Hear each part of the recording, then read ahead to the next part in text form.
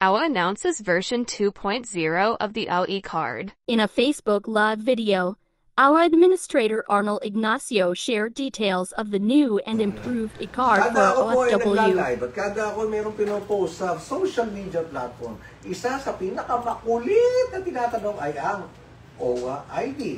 Okay, meron na tayong OWA ID noon at meron tayong bago ngayon. Itong OWA ID na to, meron ng karga ng mga discounts, nakalatag na yan sa ating plano, discount sa mga products and services, priority access sa mga iba pa nating mga serbisyo, special promotions and offers, at co-branded events and programs.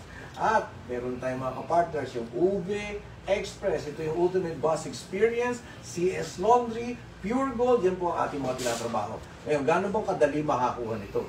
Ipapakita namin sa inyo. O, partner, paano ba ito? Take lang po natin yung... Anong unang gagawin? Ni YFW, tapos i-fill up lang natin dito. So, syempre naman, kailangan yung lagay ang inyong tunay na pangalan. Buo, kagaya ko. Alam ko naman pangalan ng iba lagay nyo. Okay, go. So, apelido ko. Ignacio, first name, Arnaldo. Middle name, Arevalo. So, nilagay na niya. Okay, tapos kumpletohin nyo yan. Nilagay na namin dito para tayo mabilis. Pipindutin lang ang register. Ayan, binigyan natin sila ng tracking number. Then, ito na po.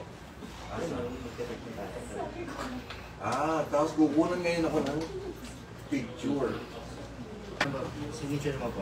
O, signature. Ayan, meron tayong gadget. Please sign in the space below. Dito.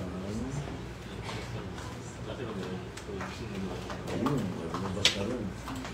So, after po nun, save lang natin, ano na po. Pwede na po siya i-print na. Oh, so instantly makukuha niyo na yung ID niya. Yes po. So itong printers natin at itong set of gadgets na ito for your IDs ay magkakaroon tayo sa ito natin mga regional offices para madali nyo itong makuha. Okay, ayan na. Lumalabas na doon, no? Ngayon.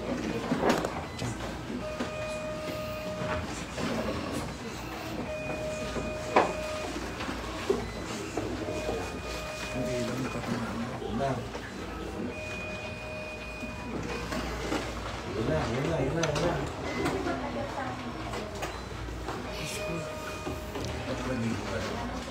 Oh!